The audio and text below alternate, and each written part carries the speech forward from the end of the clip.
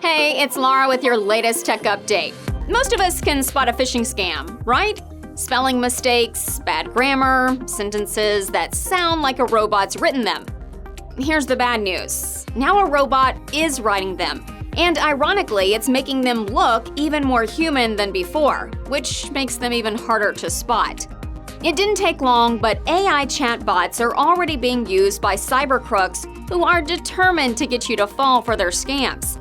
Security tools to spot messages written by AI are in development. In the meantime, we all need to be super vigilant.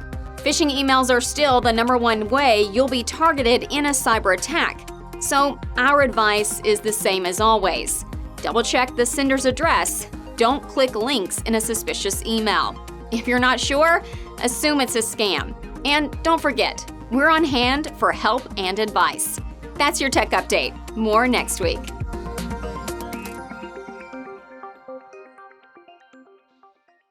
Your problems taken care of before they become a problem for you. TCB.